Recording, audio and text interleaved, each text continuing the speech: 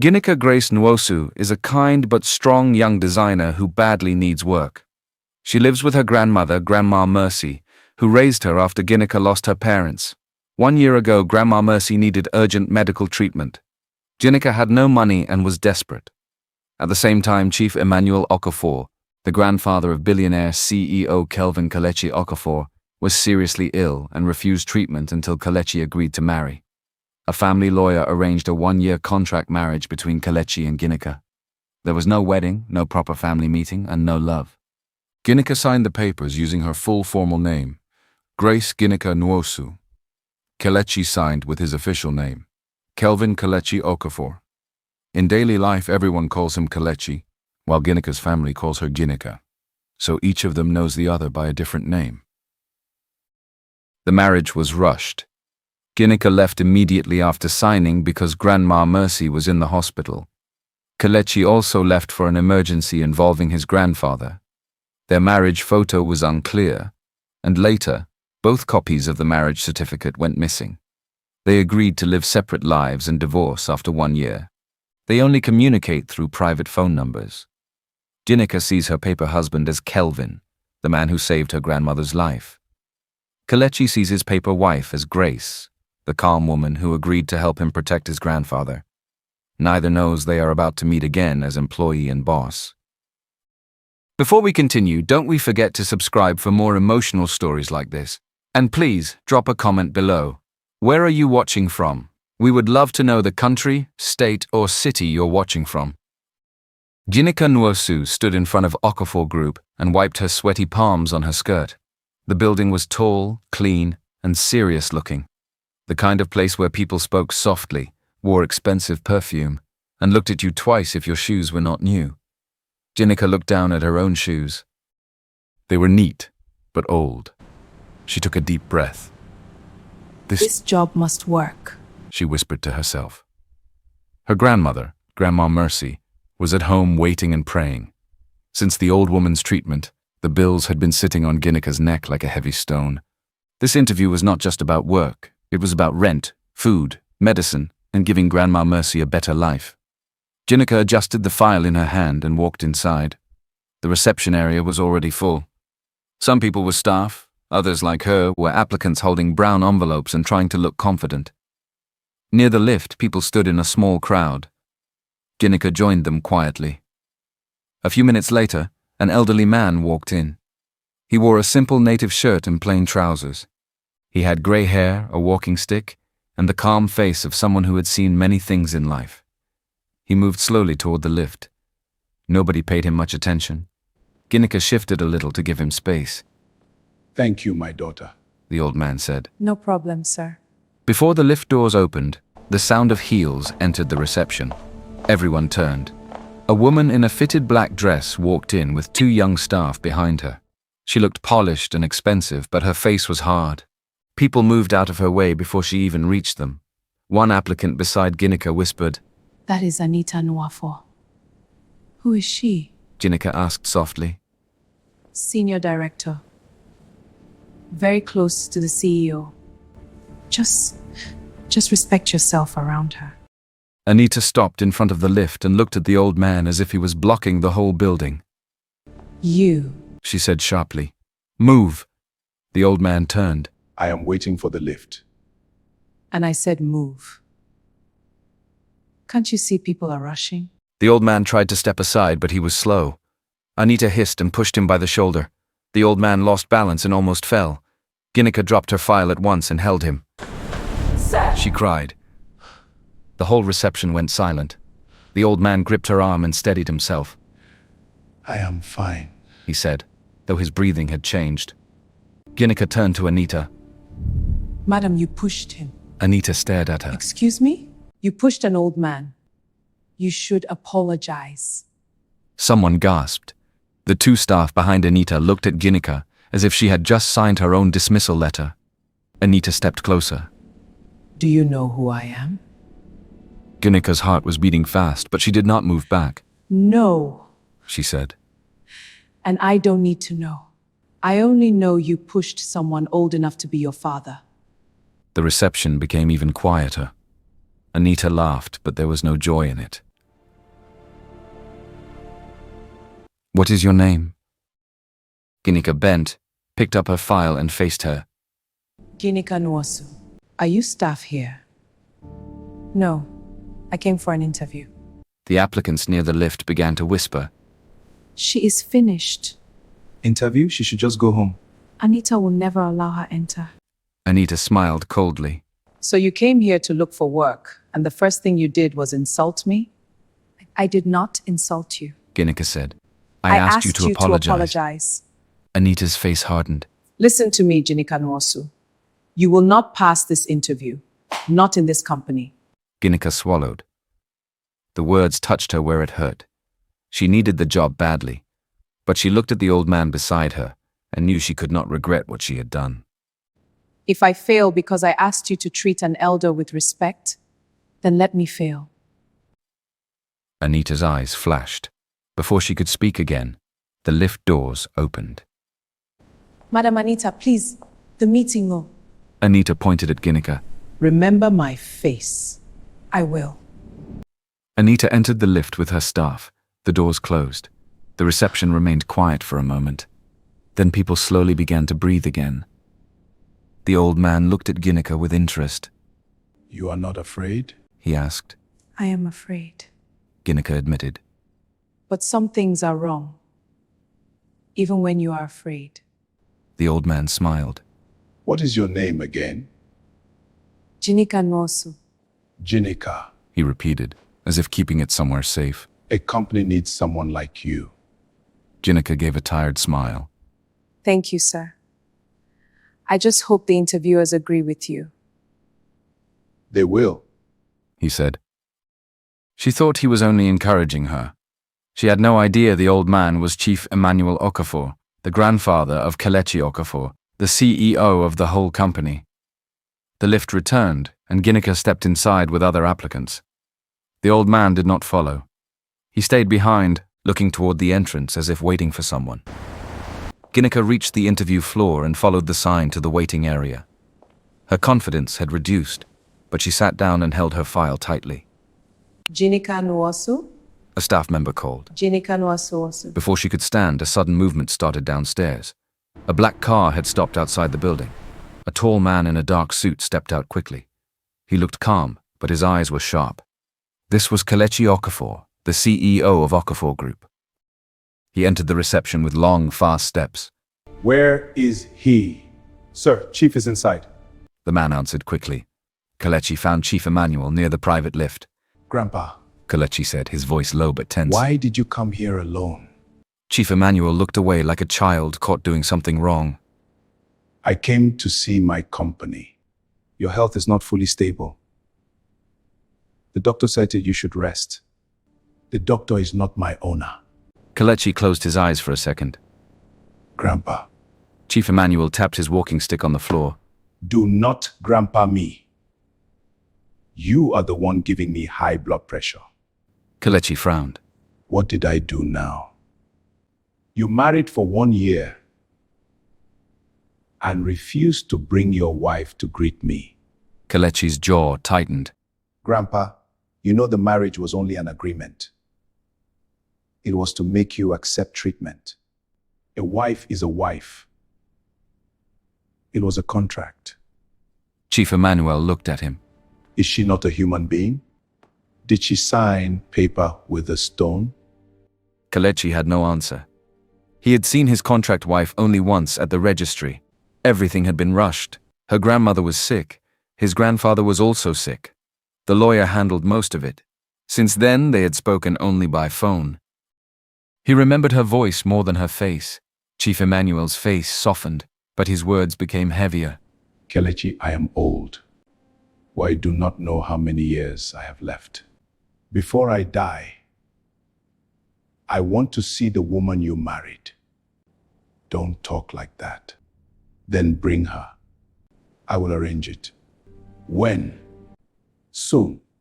Soon is not a date. Kelechi rubbed his forehead. Give me 1 month. 1 month. Chief Emmanuel said.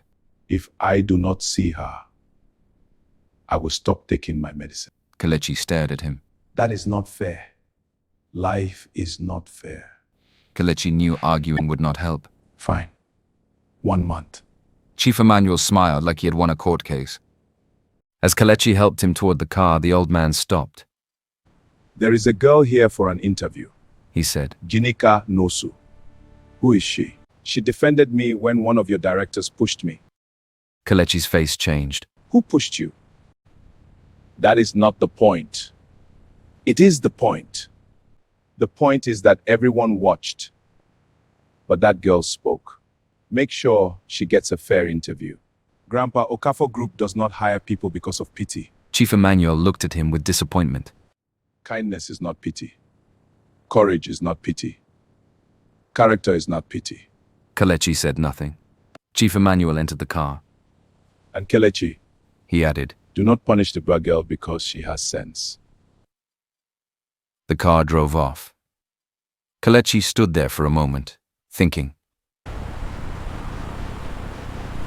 Upstairs, Ginika entered the interview room.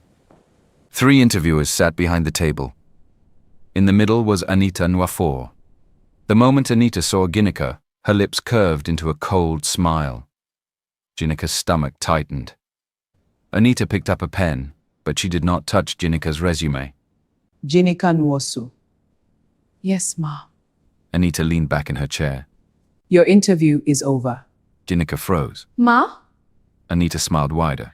I said your interview is over before it starts. Ginika stared at Anita. For a few seconds, she thought she had not heard well. Ma, You have not even looked at my resume.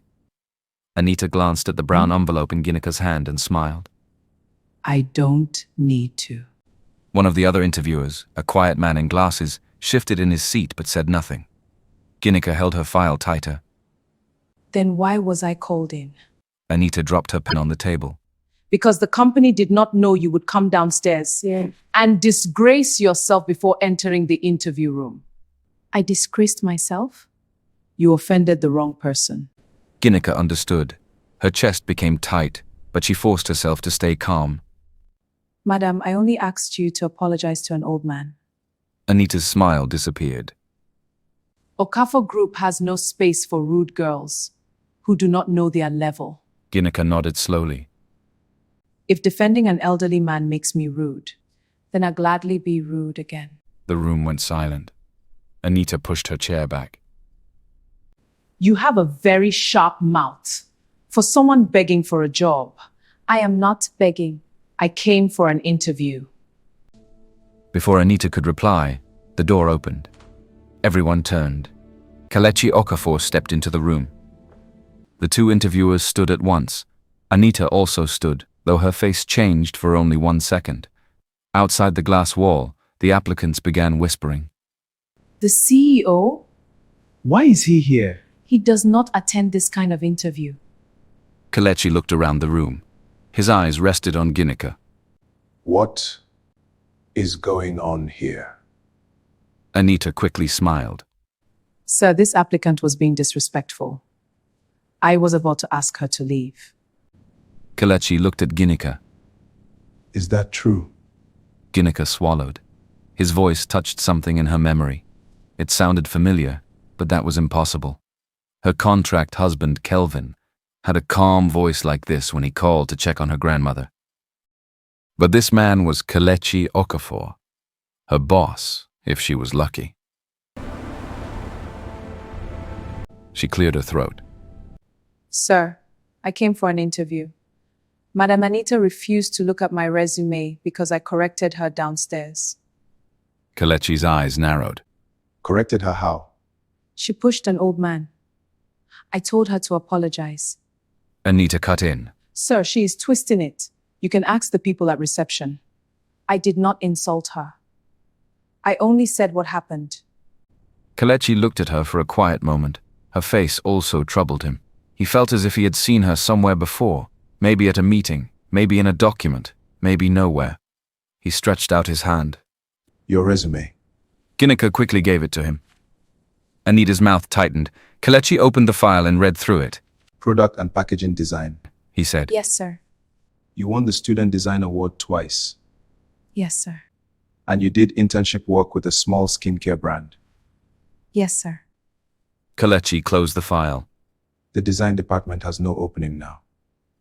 Ginika's face fell before she could hide it. But there is space for an intern assistant under the executive office. Anita turned sharply. Sir? Kelechi did not look at her. If you do well, you can later fight for a place in design. If you fail, you leave. It was not the job she wanted, but it was a door, and she needed a door. Thank you, sir. I will do my best. Kelechi handed the file back to her. Report to David Eze. He will handle your onboarding. Ginika nodded. Thank you. As she turned to leave, Anita's voice followed her. Don't celebrate too early. Ginika stopped but did not turn. I am not celebrating, Ma. I am going to work. She walked out. For the first time that morning, she allowed herself to breathe. David Eze was waiting outside Kelechi's office when Ginika arrived. He was in his early 30s, neat, calm, and serious, without looking proud. He carried a tablet in one hand and 2 files in the other. You are Ginika Nwosu? Yes. I am David Eze, Mr. Okafor's personal assistant. Ginika nodded. Good afternoon, sir. No need for sir. David is fine. But don't try that with Mr. Okafor. Ginika almost smiled. Noted. David led her through the executive floor. Mr. Okafor hates lateness. He said. He hates excuses. He hates careless work. And he hates gossip more than anything. Ginika listened closely. David continued. If he asks for a document by 10, don't bring it by 10:01. If you're confused, ask early. If you make a mistake, say so quickly. Don't hide it. Ginika nodded. I understand. His coffee is black. No milk, no sugar, no ice. Black coffee, no milk, no sugar, no ice. She repeated. David gave her a small, approving look. Good. You will start with schedules, files, meeting reminders, and errands between departments. You wanted design, right? Yes. Then survive here first. Ginika looked at the busy office around her. I will. Across the hall, Anita stood by the glass partition, watching them. When David left Ginika at her small desk, Anita walked over. So you are now feeling special? Ginika opened the notebook David had given her. No, Ma. Mr. Okafor hired you because of his grandfather. Don't think it means anything. I don't. Anita leaned closer. This office is not for girls who want attention. Ginika looked up. I came to work, not to fight for anybody's attention. Anita held her gaze for a moment. Then she smiled. We shall see. She walked away. Ginika released a slow breath and wrote on the first page of her notebook. Mr. Okafor, black coffee, no milk, no sugar, no ice. By evening, Ginika had delivered 3 files, arranged 2 meeting notes, and almost mixed up 1 department code before David corrected her. She was tired, but grateful. As she carried a folder toward the records room, a man stepped out from the side corridor. He was tall, with a round face and a confident smile that made Ginika uncomfortable at once. New girl. He said. Ginika stopped. Good evening. I am Henry Obasi, Senior Manager Operations. Oh, good evening, sir. You are the one Anita was angry about. Ginika did not answer. He moved closer. You are pretty. That kind of face can help you in this company if you know how to use it. Ginika stepped back. Excuse me, sir. I need to deliver this file. Henry blocked her way. Relax. I am trying to be friendly. His hand touched her waist. Ginika froze. Then she slapped him. The sound cracked through the corridor. Henry staggered back, holding his cheek. You slapped me? Ginika's hand was shaking. Do not touch me again. Henry's face darkened. You will regret this. He grabbed her wrist and dragged her towards Kelechi's office. Let me go! Workers turned to watch. Henry shouted, This girl is mad. She tried to seduce me, and when I refused, she slapped me. Ginika's eyes burned, but she refused to cry. David rushed forward. What is going on? Henry pointed at Ginika. Call Mr. Okafor. This one must leave today. Kelechi opened his office door. His eyes moved from Henry's red cheek to Ginika's trembling hand. Inside. He said. They entered. Henry started first. Sir, I have worked here for years. Everybody knows me. I was only advising her, and she started acting cheap. When I refused her, she slapped me. Ginika's voice shook. That is a lie. Kelechi looked at her. Speak. He blocked me in the corridor. He touched my waist. I told him not to touch me. He did not listen. Henry laughed bitterly. Sir, look at her. She just came today. She already wants to destroy someone's name. Kelechi sat back. How long have you worked here, Henry? 8 years, sir. And in 8 years, no woman has ever complained? Henry hesitated. Kelechi's eyes sharpened. Henry quickly said, Sir, people gossip. You know women can misunderstand small jokes. Ginika looked at him in disbelief. Kelechi stood. If you are innocent, why is Ginika's handprint on your face? Henry blinked. Sir, if she was the one forcing herself on you, why are you the one with the slap mark? Why is her wrist red? Why is she shaking? Henry opened his mouth, but nothing came out. Kelechi turned to David. Get security. Henry's face changed. Sir, please. Let us not make this big. I have served this company for years. Kelechi's voice became cold. You should have used those years to learn respect. Henry swallowed. Sir, I have family. My mother depends on me. And the women you touch have families too. Henry stepped forward. Sir, please. Kelechi pointed to the door. Leave the company. Ginika's heart dropped. She thought he meant her. Sir, please, I did not do anything wrong. He touched me first. I only defended myself. Kelechi looked at her. I was talking to him, not you. Ginika stopped. Her face grew hot. Oh. David coughed and looked away. Henry stared at Kelechi like he could not believe it. Sir, you are firing me because of this girl? I am firing you because you are unsafe around women. Security entered and led Henry out. At the door, Henry looked back at Ginika. This is not over. Ginika said nothing. When he was gone, the room became quiet. Kelechi looked at Ginika. You can leave. She nodded. Thank you, sir. As she reached the door, he added, Next time, report first before it becomes a fight. Ginika turned. Next time, I hope there will be no next time. For a brief second, Kelechi almost smiled. Almost. Ginika walked out with her heart still beating fast. At the far end of the hallway, Anita watched Henry leave in shame. Her eyes followed Ginika. Then she brought out her phone and typed a message. We need to talk.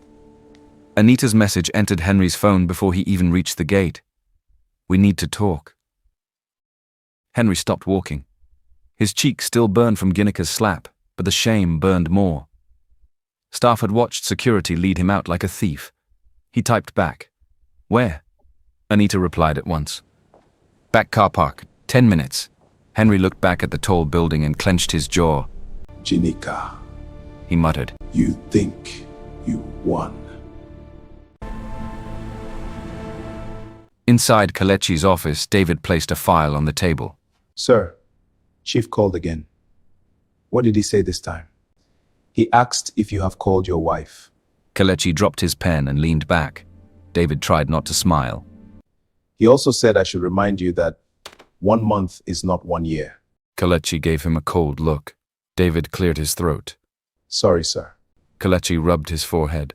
Find my marriage certificate. David became serious. The one from the safe? Yes. I need the lawyer's details. We have to arrange a meeting before my grandfather turns this into a family war. David nodded.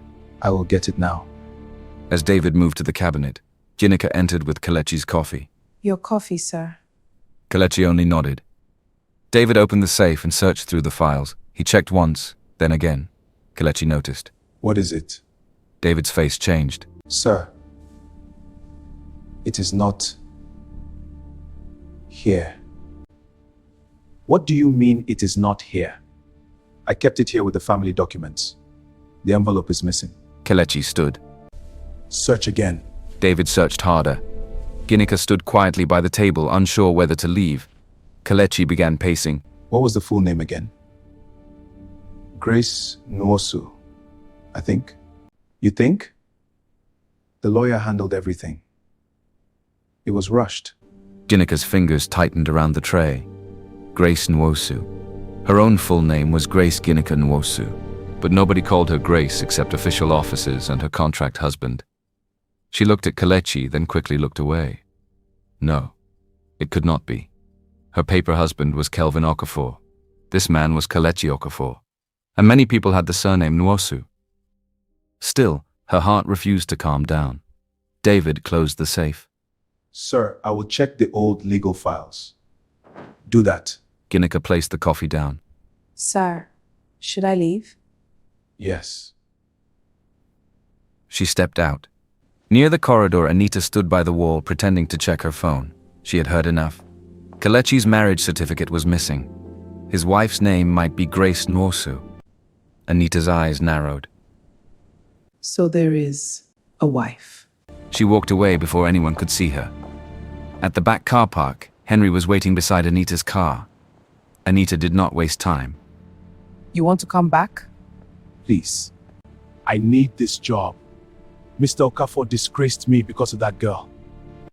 Then remove the girl. Henry paused. How? Anita opened her car and brought out a small brown envelope. Tomorrow she will collect the final ingredient sheet for Pure Glow from the research team. Pure Glow? Our new skincare oil. One mistake with that file can stop production. Henry stared at her. What do you want me to do? Switch it. With what? This. Anita handed him the envelope. Henry opened it and looked inside. His face changed. This is banned chemicals. Exactly. Anita, this is serious. You were begging for help 5 minutes ago. Henry swallowed. She will carry the file. Anita said. She always passes through the tea room. You know the side door? Switch it there. And after that, she will look like she tried to destroy the company. Henry looked toward the building. What if they check cameras? Anita smiled. The tea room cameras have been bad for months. Henry slowly nodded. Anita entered her car. Do it well, Henry. This is your only chance. The next morning, David called Ginika to his desk. Ginika, go to research and collect the final ingredient sheet for Pure Glow. Ginika nodded. The skincare oil? Yes. Bring it straight to Mr. Okafor. He must sign before production starts. Do not delay. I will not. Ginika went to the research department and collected the sealed file from a young scientist named Tola. Tola handed it to her with care. This is the final copy. Please, don't misplace it. Ginika gave a small smile. I value my job. On her way back, she stopped at the tea room to drink water.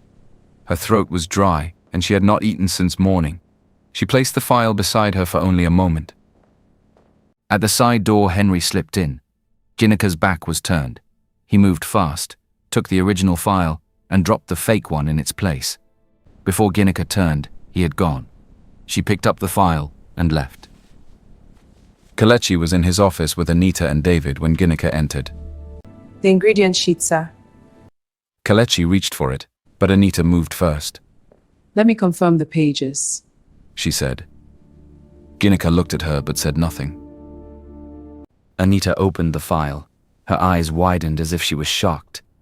What is this? What? Anita placed the document before him. Sir, look at the ingredient list. Kelechi read it. His face changed. David stepped closer. That cannot be right. Anita turned to Ginika. What did you do? Ginika frowned. What do you mean? This file has banned ingredients. Do you know what would happen if production used this? I did not open that file. You carried it. Workers outside began to gather. Ginika shook her head. I collected it from research and brought it here. Anita laughed bitterly. Or maybe you sold the real formula and replaced it with this. That is a lie. Kelechi's voice cut through the room. Enough. Ginika faced him. Sir, I swear I did not touch anything. Anita folded her arms. Then where is the original file? I don't know. You don't know? You are new here. You are new here. Yet trouble has followed you from your first day. Ginika's eyes stung, but she held herself. Check the camera. Anita smiled. The tea room cameras have been broken for months. David looked up. No. They were repaired 3 weeks ago. Anita froze for a second. Kelechi turned to him. Get the footage. 10 minutes later, everyone was in the security room. The footage played on the screen. Ginika entered the tea room with the file. She drank water. Then Henry entered through the side door. He switched the files and left. Ginika covered her mouth. David exhaled. Henry, Kelechi's face was dark. bring him. Security dragged Henry in 20 minutes later. He struggled at first, then stopped when he saw the footage frozen on the screen.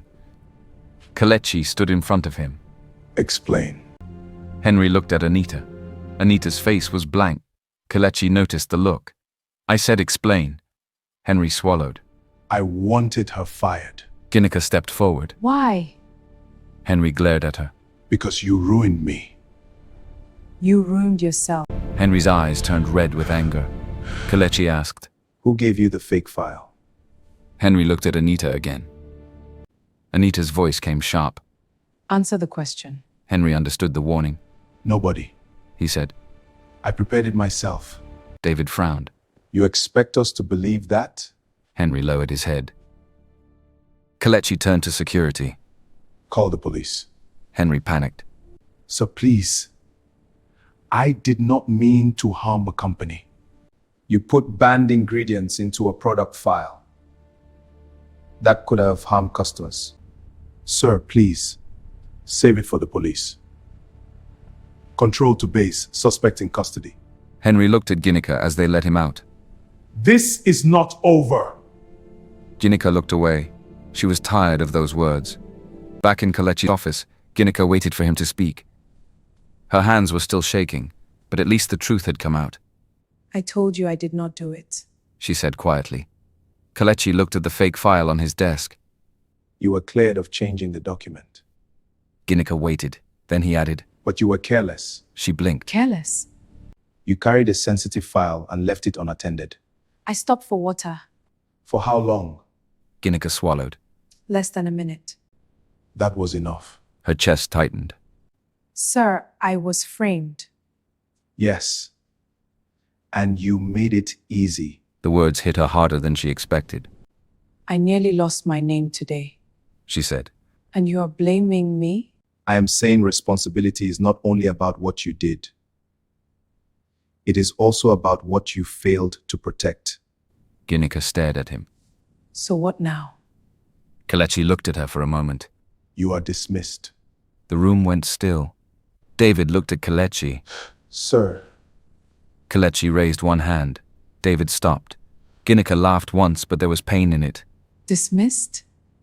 You may collect 1 month's pay from accounts. She shook her head. I thought you were strict. I did not know you were unfair. Kelechi's jaw tightened. An assistant must protect important files from mistakes and enemies. And a leader should know the difference between a careless person and a person being targeted. For a moment, neither of them spoke. Ginika picked up her bag. Thank you for the lesson, Mr. Okafor. She walked out before her tears fell. Outside the office, Anita watched her leave. This time, Anita did not smile openly. She only lowered her eyes and walked away. Ginika entered the lift alone. The moment the doors closed, the tears came. The lift opened on the ground floor. Ginika stepped out quickly before anyone would see her face. She walked past reception, past the security desk, and stopped outside the building. Only then did she bring out her phone. Her fingers shook as she called the number saved as Kelvin. Her contract husband, the man she had married on paper 1 year ago, the man who paid Grandma Mercy's hospital bills and never asked her for anything in return. The call rang twice. Grace? He answered. Ginika closed her eyes. He was the only person who called her Grace, I lost the job. she said. On the other end, Kelechi sat inside his car, already tired from the day. He frowned when he heard her voice. What happened? I was framed. Ginika said. They proved I was framed. They even caught the person who changed the file. Then why did they fire you? My boss said I was careless. Her voice cracked. He said I should have protected the file from mistakes and enemies. Kelechi became still. That sounded too familiar. What kind of boss is that? He asked slowly. A proud one. Ginika said. Cold. Difficult. The kind of person who thinks everybody should think like a machine. Kelechi looked out of the car window. For a strange second, he felt she was talking about him. Then he pushed the thought away. Lagos was full of proud bosses. It did not have to be him. If your boss cannot see your value, He said. then he is blind. Ginika gave a small, painful laugh. Yes. Very blind. Kelechi's mouth almost moved into a smile. Then she became quiet. Thank you for picking my call. She said. I know we are only married on paper, but you have been kind to me. The money you gave me saved Grandma Mercy. I will never forget that. Kelechi's face softened. Is your grandmother okay? She is better. Still stubborn, but better. That is good. Ginika wiped her tears with the back of her hand. I will find another job. You will. She nodded, even though he could not see her. Thank you, Kelvin. The call ended. Kelechi sat still for a moment. Her pain stayed with him. That evening, Chief Emmanuel called Kelechi to his house.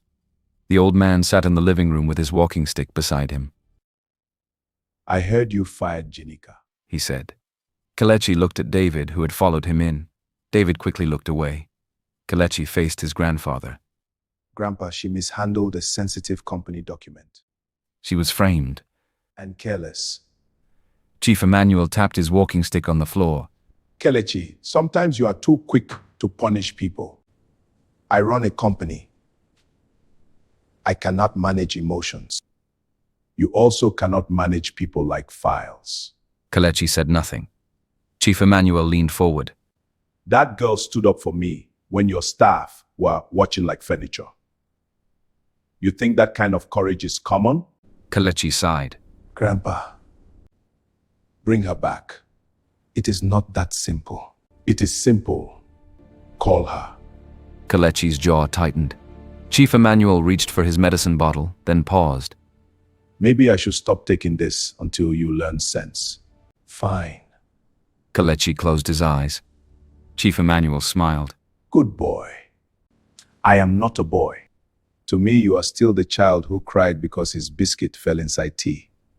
David coughed to hide his laugh. Kelechi turned to him. Do you want Do to you want resign? to resign? David became serious at once. No, sir. The next morning, Ginika was helping Grandma Mercy slice vegetables when her phone rang. She saw the name on the screen. Okafor Group. Her stomach tightened. Answer it. Grandma Mercy said, watching her closely. Ginika picked. Ginika Nwosu. Kelechi's voice came. She stood straighter without knowing.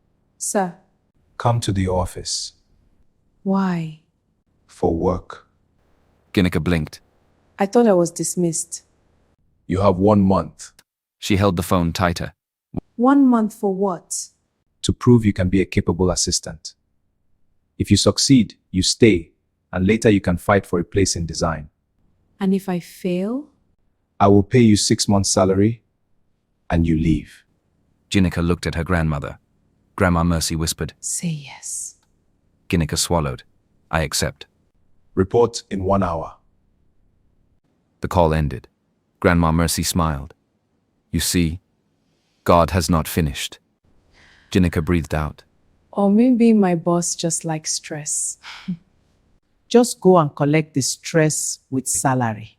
Ginika laughed for the first time since the previous day. When Ginika entered Kelechi's office, Anita was standing near his desk. Her face changed immediately. Kelechi did not explain to her. He only opened a drawer and brought out a black company card. This is for work expenses. Transport, emergency printing, client errands. Every naira must be recorded. Ginika stared at the card. It looked almost like the card Kelvin had once given her after their registry marriage. Same heavy black surface, same gold line at the edge. Is there a problem? Kelechi asked. No, sir, it's nothing. She quickly shook her head. Good. David will brief you. Anita waited until Kelechi walked into the inner office before turning to Ginika. So you came back? Ginika placed the card in her file. Yes, ma'am. Do not think this means you are important. I don't. Mr. Okafor only spared you because of his grandfather. Ginika looked at her calmly. Then I will make sure his grandfather does not regret it. Anita's eyes hardened. Ginika did not return to work to survive. She returned to win. She followed David everywhere for the first few days. When Kelechi had meetings, she checked the guest list. When documents came in, she wrote their codes. When coffee was needed, she prepared it without asking. Black, no milk, no sugar, no ice. She bought a small notebook and wrote down everything that mattered. Mr. Okafor hates late files. Mr. Adeyemi likes tea, no sugar. Mr. Bello drinks too much during meetings. Bring hangover medicine. Client allergies must be checked before meals. Anita saw the notebook one afternoon and snatched it from her desk. What is this? My notebook. Anita flipped through it. Are you writing love notes about Mr. Okafor now? Ginika reached for it. It is work information. Anita moved the notebook away. Please, I really need that notebook. You expect me to believe that? Madam, if I wanted to write love notes, I would not include client allergies.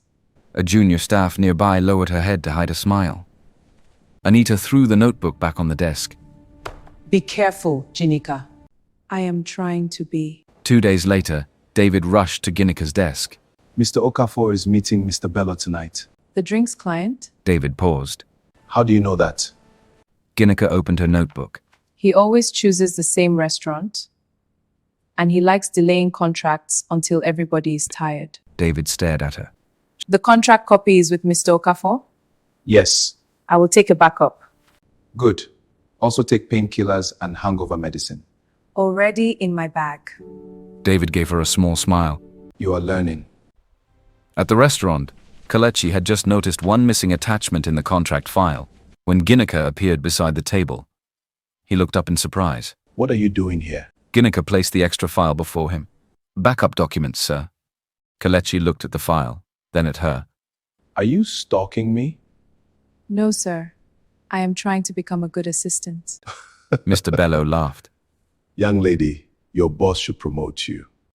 Kelechi did not smile, but he opened the file and saw that she had brought the exact page he needed. The meeting continued. Mr. Bello signed. When he left, Ginika quietly placed hangover medicine beside Kelechi's glass. Kelechi looked at it. You came prepared. I am tired of being called careless. His eyes met hers. For once, he had no sharp reply.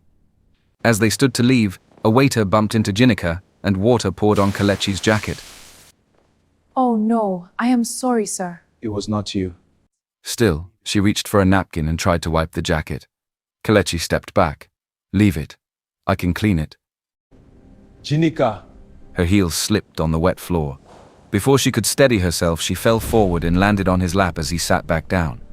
For 1 full second, neither of them moved. Ginika's hand was on his shoulder. Kelechi's hand had caught her waist. David walked in. He stopped at the entrance. Oh. Ginika jumped up immediately. Sorry, I slipped. There was water. I did not. Kelechi stood and adjusted his jacket. Enough. His face was calm, but his heart was not. David looked at the floor. Should I come back? Kelechi glared at him. Drive. Yes, sir. Ginika wanted to disappear. That night, Kelechi sat in his study at home and called his contract wife. Ginika answered from her room, not knowing who was calling from the other side. Kelvin? Grace, can I ask you something?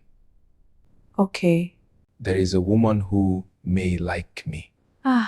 Congratulations. It is not congratulations. Do you like her? Kelechi paused. That is not the point. It is always the point. He frowned. How do I make her stop? Reject her directly. What if she does not understand? Ginika smiled to herself. Then tell her you like men. Kelechi became silent. Ginika laughed softly. I am joking. Don't actually say that unless you want confusion. But Kelechi was already thinking. Good night, Grace. Good night, Kelvin. The next morning, Ginika entered Kelechi's office with coffee. Your coffee, sir. Kelechi took it, then looked at her too seriously. Ginika, Yes, sir. I like men. The cup almost slipped from her hand. Sir? I said I like men. Ginika stared at him. Then her face softened with deep concern. Oh. Kelechi immediately regretted speaking. Ginika lowered her voice. Sir, you do not have to explain yourself to me. Your secret is safe. That is not. I understand. I will never tell anyone. Kelechi rubbed his forehead.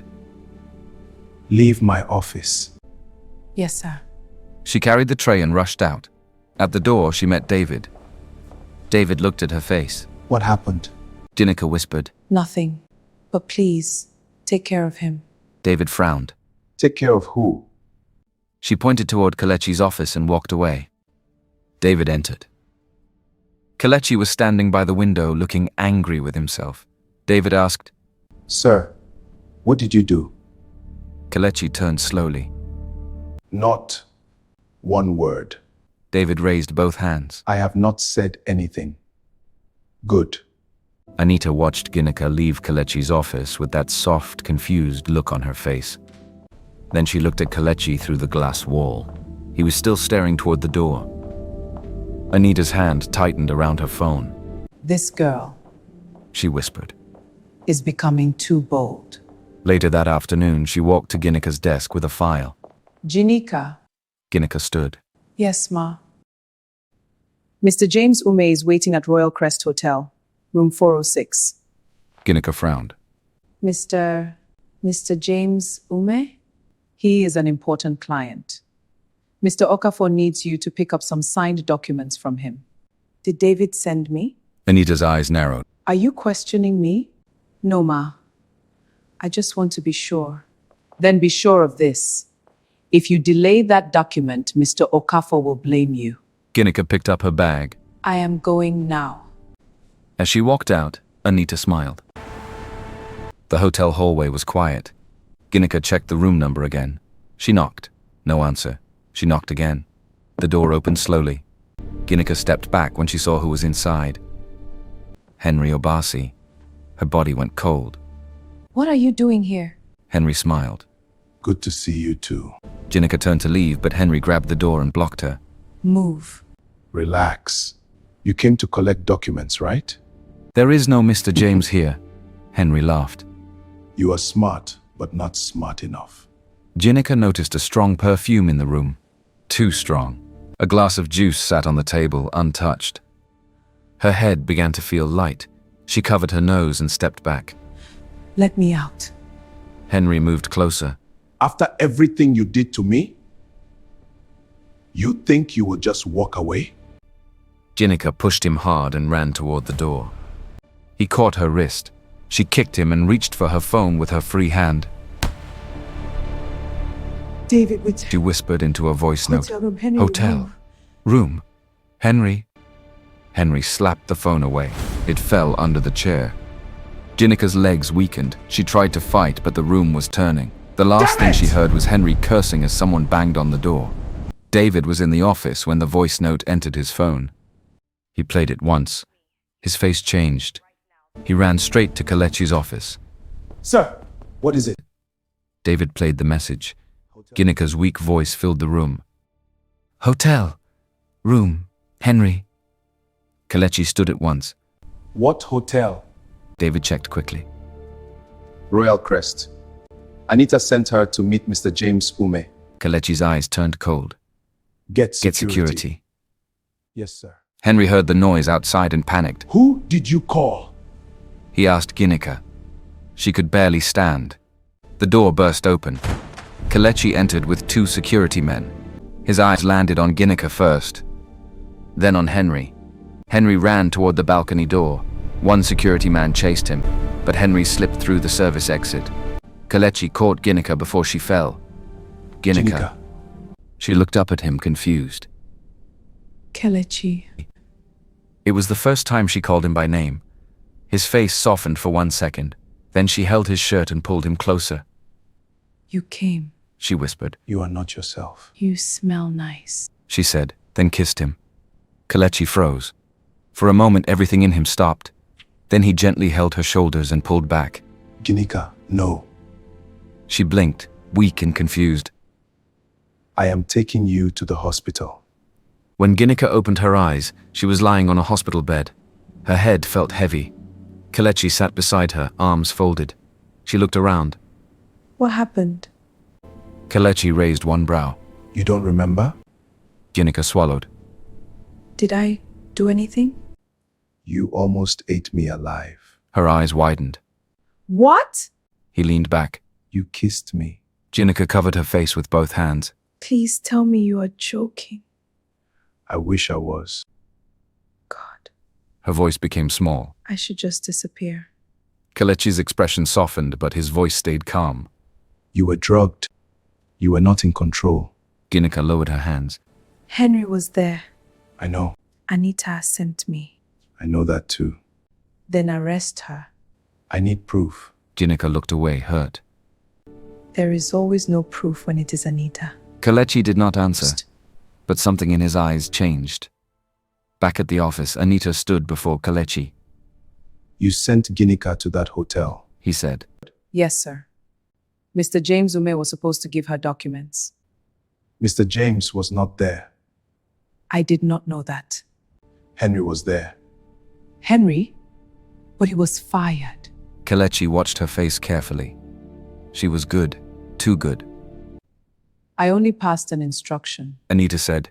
If Henry plans something, I know nothing about it. David stood by the side, silent. Kelechi said. Leave. Yes, sir. When she left, David spoke. She is lying. I know. Kelechi said. But we cannot prove it yet. Kelechi looked toward the door. Then we watch her. 2 days later, staff in the general office were laughing quietly. Ginika walked in and heard one of them say, Henry Obasi has started running after Mr. James Ume. Another staff laughed. The same Mr. James that climbs rocks and jumps from planes for fun. Yes. They made Henry his contractor contact. Ginika almost smiled. One lady shook her head. That man will finish him. Henry that is afraid of ordinary lizard. Ginika returned to her desk. She should have felt happy, but she could still remember the fear in that hotel room. She could also remember Kelechi's arms holding her. That part annoyed her most. A week later, Kelechi called Ginika and Anita into his office. We are meeting Mr. Paul Ojukwu tonight. He said. Ginika opened her notebook at once. Mr. Paul Ojukwu was a wealthy client whose wife loved Okafor Group's skincare products. Kelechi continued. This contract is important. Anita smiled. I will handle everything, sir. Kelechi looked at Ginika. You will assist. Yes, sir. Before the dinner, Ginika studied Mr. Paul's file. She saw one note and underlined it. Groundnut allergy. No strong alcohol during business meals. Wife uses Pure Glow. At the restaurant, Mr. Paul greeted Kelechi warmly. Kelechi, I hope your company is ready this time. We are. Kelechi said. Ginika sat quietly, watching everything. Anita moved close to the waiter and whispered something. Minutes later, the food arrived. Ginika's eyes caught the plate first. Groundnut sauce. Her heart jumped. Before Mr. Paul could touch it, she stood. Excuse me. Anita looked at her sharply. What is wrong with you? Ginika turned to the waiter. This is not our order. Please take it back. Mr. Paul frowned. What do you mean? Anita gasped. Ginika, did you order this? No, ma. Ginika looked at her calmly. Anita faced Kelechi. Sir, I am sorry. She is still learning. Mr. Paul pushed his chair back. Mr. Okafor, I am allergic to groundnuts. If your staff cannot handle dinner, how will your company handle my business? Anita opened her mouth. Sir, please. Ginika stepped forward. Mr. Ojukwu, I am sorry for the mistake. The wrong dishes were brought and they are being replaced now. I checked your file before coming. I know you do not take groundnuts or strong alcohol during meetings. Mr. Paul looked at her. Ginika brought out a neat gift bag. Your wife has been using Pure Glow for years. We prepared this new set for her. It is not part of the contract. It is only a thank you for trusting us. Mr. Paul's anger reduced. My wife mentioned your products last week. Ginika nodded. Yes, sir. She left a review under the last customer feedback form. Mr. Paul looked at Kelechi. Wilson pays attention. Kelechi's eyes moved to Ginika. Yes, she does. By the end of dinner, Mr. Paul signed the contract. As he stood to leave, he smiled at Ginika. Tell your company to keep people like you. Thank you, sir. When he left, Kelechi turned to Anita. You embarrassed the company in front of a client. Anita's face changed. Sir, I was only trying to correct. Write a formal apology. 1,000 words. Submit it to David tomorrow morning. Anita's smile died. Yes, sir. Ginika looked away before Anita would see the satisfaction on her face. The celebration drink was small, but Ginika was tired and had not eaten much. By the time they got to the car, her eyes were heavy. David opened the back door. Ginika, where do you live? She blinked. Home. Kelechi frowned. That is not an address. My grandma knows. He took her phone gently from her hand. The last called contact was Grandma Mercy. He dialed. A woman answered at once. Ginika? Good evening, Ma. This is her boss. She had a work dinner and is a little tipsy. Please send your address. I will bring her home. My child is drunk? Grandma Mercy asked. Just a little, Ma. Bring her. I will deal with her myself. Kelechi almost smiled. Grandma Mercy was waiting outside when the car arrived. She was a small, elderly woman with sharp eyes and a wrapper tied firmly around her waist. My daughter, you went to work and came back smelling like rich people's drink. Grandma, don't start. Don't start. Look at you, child. Kelechi stood awkwardly near the door. Grandma Mercy looked at him. You are the boss? Yes, Ma. Kelechi Okafor. Thank you for bringing her home. It is nothing. Grandma Mercy sighed. If her husband had sense, he would be doing this kind of thing. Kelechi paused. She is married. On paper, the man has not visited since the marriage. 1 whole year. Kelechi looked at Ginika, who had already collapsed on the chair. Grandma Mercy continued. He helped us, yes. I will not lie. His money saved my life. But marriage is not only money. Kelechi's chest tightened. On the floor, one table leg was uneven. A brown envelope had been folded and placed under it. The edge showed a faded registry picture. Kelechi bent slightly. Is that... Our old marriage paper envelope. Grandma Mercy said. The certificate got missing. The picture inside is even useless. You cannot see the man's face. Kelechi stared at the blurred image. Something about it troubled him. Grandma Mercy folded her arms. My Ginika deserves better than a husband she cannot even recognize in a picture. Kelechi said nothing. When he left the house, he sat in the car without speaking. David looked through the mirror. Sir? Kelechi turned to the window. She is married. David said carefully. Yes, sir. So why does that bother me? David wisely kept quiet. The next morning, the office had already started talking. I heard Mr. Okafor took Ginika home. Is she not married? And Mr. Okafor has a mysterious wife. That girl is dangerous. Ginika entered Ginika, and heard don't enough. come more. She dropped her bag See on her her face? desk. One staff member, Amaka, smiled too sweetly. Ginika, should we start calling you madam? Why? Since Mr. Okafor now carries you around. There is nothing between me and Mr. Okafor. Another staff laughed. Nothing. Ginika's voice became firm. He is my boss. I am his employee. That is all. Kelechi had just stepped out of the private He is lift. only my He heard her boss. clearly. For some reason, her words irritated him. He walked past without looking at her. Ginika noticed. What did I do now? She muttered. Later that day, Kelechi called her in. There is a small partnership with Mr. Victor Ibe. Okay, sir. You will handle it. Her eyes widened. Me? If you close the deal, your assistant test is complete. Ginika straightened. I will do it. Do not disappoint me.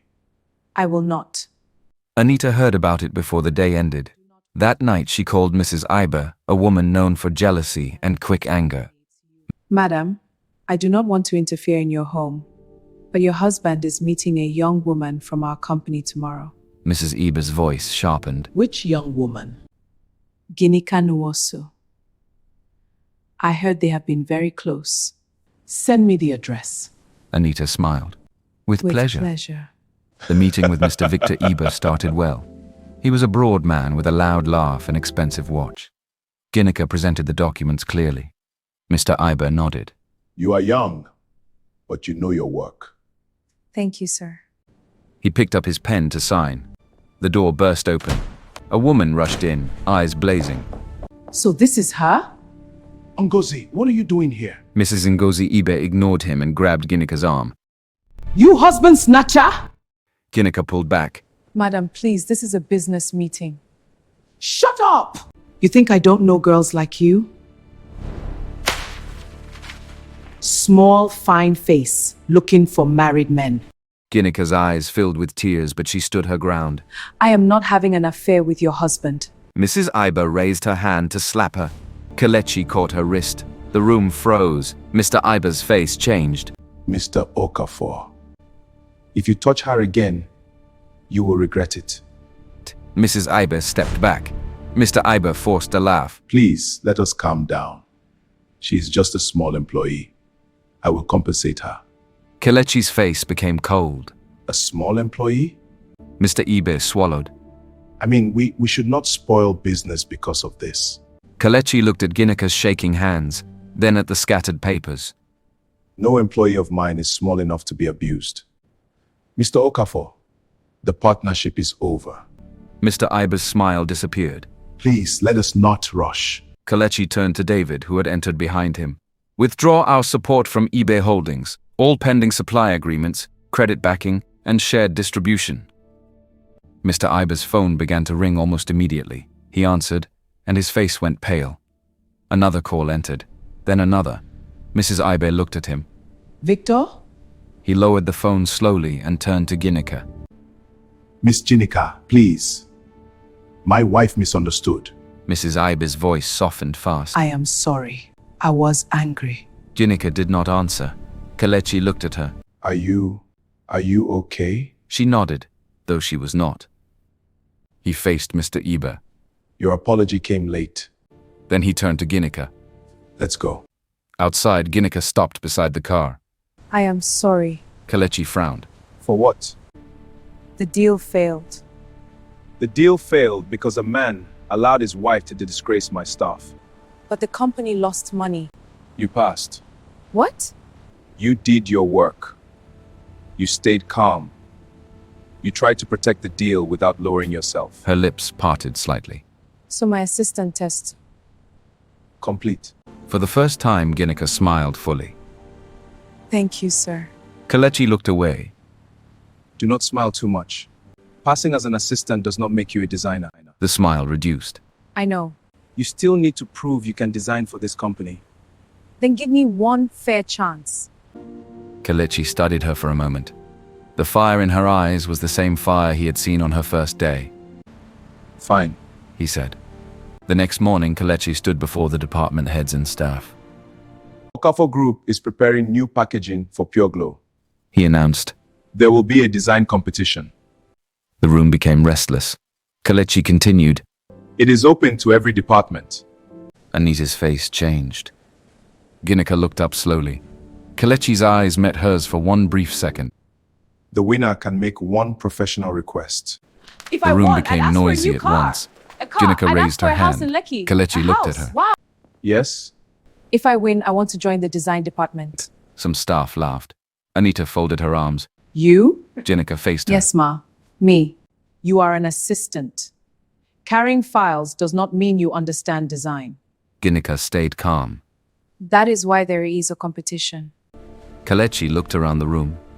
3 days. He said. Submit your designs by Friday morning. He turned and walked away. Anita passed beside Ginika and whispered. Do not embarrass yourself. Ginika smiled faintly. I will try not to embarrass you instead.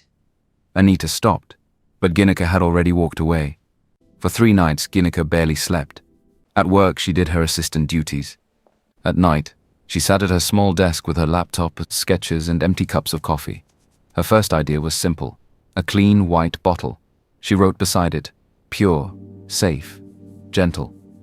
She liked it, but something felt missing. On the second night, Anita passed by and saw the drawing on Ginika's desk. Ginika had stepped out to use the restroom.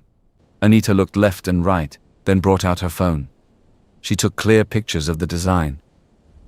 Let us see how you will win now. She whispered. When Ginika returned, Anita was gone. Ginika looked at her desk, frowned a little, then sat down again. The design was good, but her mind would not rest. Pure Glow was not only about purity. The new formula was also about moisture. It was clear, soft, and light on the skin. Ginika opened a new page. What does water look like when it is calm? She asked herself. She started drawing again. This time the bottle was transparent. A soft ripple moved around it like water touched by gentle fingers. She smiled for the first time that night. This is it. On Thursday night, Kelechi came out of his office and saw light coming from the small design corner. Ginika was still there. He walked closer. You are still here? Sir, It is late. I know. I just need to finish one correction. Kelechi looked at the design on her screen. The transparent bottle caught his attention.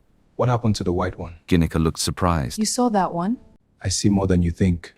She looked back at the screen. The white one was clean, but it felt too plain. This one says more. Kelechi leaned closer. Water ripple. Yes. Pure Glow is not just safe. It gives moisture. I want the bottle to feel fresh before the customer even opens it. Kelechi stared at the screen for a few seconds. Then he looked at her tired face. Go home. Sir, one correction. Ginika. She sighed. Fine, 10 minutes. 5. She looked at him. You bargain like market women. Kelechi's face remained serious, but his eyes softened. 5 minutes. Ginika smiled and saved the file. On Friday morning, the presentation room was full. 3 judges sat in front: Kelechi, David, and Mrs. Bassi, the head of product development. Anita sat close to them, looking confident. She presented first. Her design appeared on the screen. A clean white bottle. Ginika's heart dropped. Anita smiled. This design represents purity, safety, and trust. Pure Glow is a product women can believe in. Some staff clapped. Anita looked at Ginika like she had already won. Then Ginika stood. She connected her laptop and opened her file. Her transparent bottle appeared on the screen with the soft water ripple pattern. The room became quiet. Before Ginika could speak, Anita stood. This is theft. Excuse me? Anita pointed at the screen. She stole my concept and changed it a little. People began whispering. I knew it. She copied Anita? That girl is too desperate. Ginika's hands became cold, but she kept her voice steady. May I explain? Kelechi looked at her. Go on. Ginika opened another folder. These are my first sketches. Date and time are there. The white bottle appeared. Anita's face tightened. Ginika continued. My first idea was purity. White bottle, clean label, simple look. But after studying the new formula, I realized the product is stronger in hydration. She clicked again. More sketches appeared, step by step. So I moved from purity alone to purity and moisture. That is why the final bottle is transparent with a water ripple. Mrs. Bassi leaned forward. This process is clear. David nodded. The files have timestamps. Anita forced a laugh. Anyone can create fake files. Ginika faced her. Then show us your process. Anita's mouth closed. Kelechi looked at her. Show it. Anita glanced at her laptop. I did not bring all my rough work. Ginika said nothing. The room understood. Mrs. Bassi looked at Kelechi. Ginika's design fits the product better. David added. And she has shown her process. Kelechi stood. Ginika also wins. For 1 second, Ginika forgot how to breathe. Then the room filled with claps, some honest and some forced. Kelechi continued. From today, Ginika is a prominent designer. She will head the new second design team for Pure Glow. Anita's face went pale. Kelechi turned to her. Anita, you will move from design director to head of the third team. The room went silent again. Anita stared at him. Sir? You heard me. Ginika looked down, holding back tears. She had won. Not because anyone pitied her, because her work spoke. Later, near the restroom, 3 staff cornered her. Amaka, the loudest one, folded her arms. So you finally slept your way into design. Ginika stopped. Another woman laughed. From assistant to team head. Very fast promotion. Mr. Okafor must really enjoy your company. Ginika quietly brought out her phone. Amaka frowned. What are you doing? Ginika tapped the screen. Recording. Their faces changed. Ginika raised the phone. Mr. Okafor hates gossip. Should I send it to him? Amaka swallowed. Ginika, we were joking. I am not laughing. The women looked at each other. Ginika waited. Amaka looked down. I am sorry. Louder. I am sorry. Ginika looked at the others. They apologized sorry. too. I Ginika am put her phone sorry. away. Next time, use your mouth for better things. She walked off. From the end of the hallway, Anita watched. Her eyes were wet, but not from sadness. If I cannot have peace, you will not have peace either. She whispered. The next week, Kelechi called Ginika into his office. We are traveling tomorrow for a business meeting. Ginika paused. Me? Yes. Is Madam Anita not going? No. Outside the office, Anita heard everything. Her face twisted. For years, she had traveled with Kelechi. She knew his hotels, his meeting style, his favorite seat in every airport lounge. Now he was taking Ginika. Inside the office, Ginika nodded. I will prepare the files. Kelechi looked at her. And your design documents. The client may ask about Pure Glow. Yes, sir. The trip was short, but it changed things. Kelechi and Ginika argued about almost everything. He said she packed too many files. She said he complained too much. He said she walked too fast. She said he was only saying that because he liked being in control. David, who traveled with them, pretended not to hear most of it. After the meeting, they stopped outside the hotel while David went to get the car. 3 men standing nearby began staring at Ginika. One of them moved closer. Fine girl, why are you standing alone? Ginika stepped back. Please leave me. The man laughed. Your mouth is sharp. Kelechi moved between them. She said leave. The man looked him over. And who are you? Someone you should not test. One of the men pushed Kelechi. Kelechi pushed him back. A short fight followed. It ended fast when hotel security rushed out, but one man's ring cut Kelechi's arm. Ginika grabbed his hand. You are bleeding. It is nothing. Sit down. I said it is nothing. Kelechi, sit down. He paused because she had called him by his name again. Then he sat. Ginika cleaned the cut with water from her bag and pressed a small cloth on it. He winced. She looked up. It hurts? No. Liar. It only hurts a little. Without thinking, she bent and blew softly on the wound. Kelechi went still. Ginika also realized what she had done. She quickly looked away. Sorry. Grandma does that when I hurt myself. Kelechi's voice was low. It helped. Neither of them spoke for a while. David arrived and saw them sitting too close. He opened the car door and looked away like a wise man. Back at the office, David entered Kelechi's office with documents. Kelechi was staring at nothing. David dropped the file. Sir, should I pretend I do not know what is happening? Kelechi looked at him. Nothing is happening. David nodded. Of course. You only know her food allergies, her birthday, her grandmother's medicine schedule, and how she likes her tea because nothing is happening. Kelechi's eyes narrowed. I like gentle and quiet women, not stubborn women who argue over everything. David nodded again. Yes, sir. That is why you keep watching the stubborn one. Kelechi pointed at him. Repeat this outside and you are dead. I enjoy being alive. David picked up the file. That afternoon, Kelechi called David again. My wedding anniversary is coming. David paused. Your contract marriage? Kelechi gave him a look. David straightened. Sorry, sir. Prepare a gift for my wife. Something simple but decent. David placed 3 options on his tablet. One was an expensive gold bracelet. Kelechi pointed at it. This one. Should I send it to her? Yes. 2 days later, Ginika came to work wearing a gold bracelet. Kelechi noticed it at once. New bracelet? Yes. From your husband? She nodded. He sent it for our anniversary. Kelechi's face changed slightly. It looks cheap. Ginika frowned. Cheap. David, who was standing beside him, coughed. Kelechi looked at him. What? David said quietly. Sir, that is the same bracelet you chose for Mrs. Okafor. The office became too quiet. Ginika stared at Kelechi. You chose this kind of bracelet for your wife? Kelechi looked at David as if he had betrayed a national secret. David lowered his head. I will leave now. Ginika touched the bracelet slowly. Kelechi looked away. Many bracelets look alike. Ginika nodded, but her mind was restless. Rich people and their strange coincidences. A few days later, Kelechi found out Ginika's birthday was near. He did not ask David to choose this time, and he went himself. By morning, gift boxes arrived on Ginika's desk. Perfume, shoes, a handbag, a small cake, a necklace. The office started talking before Ginika even touched them. Mr. Okafor bought all these? What about his wife? Ginika has finished that marriage. Ginika's face burned. She carried the gifts straight to Kelechi's office. He looked up. You don't like them? I cannot accept them. Why?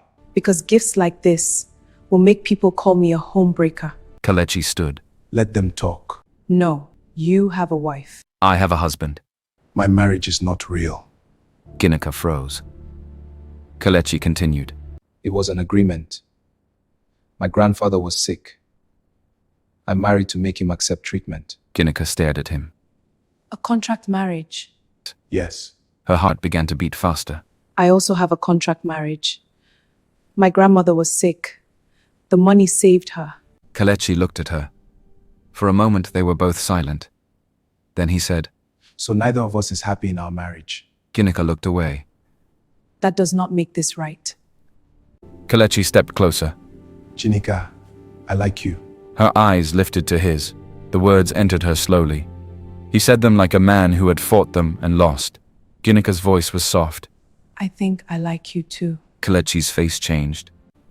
But we are both still married. Fake or not, paper is paper.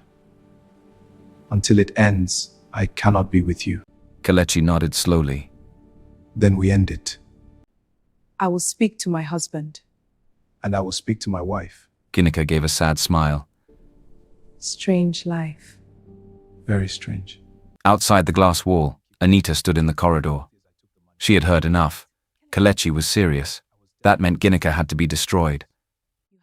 3 nights later, after a business meeting, Anita found her chance. Kelechi had stayed behind with 2 clients. Ginika had gone back to the office to finish a file. Anita brought a drink to Kelechi. Sir, you have not taken anything all evening. Kelechi barely looked at her. Leave it.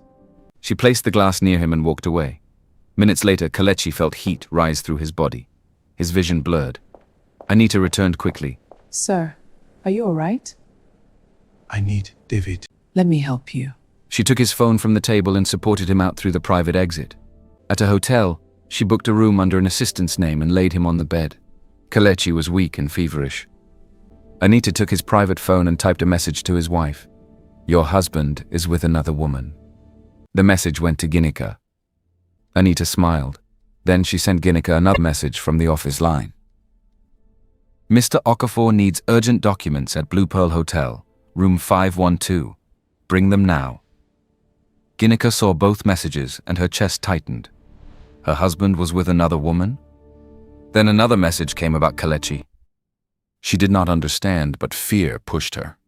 She grabbed the documents and rushed to the hotel.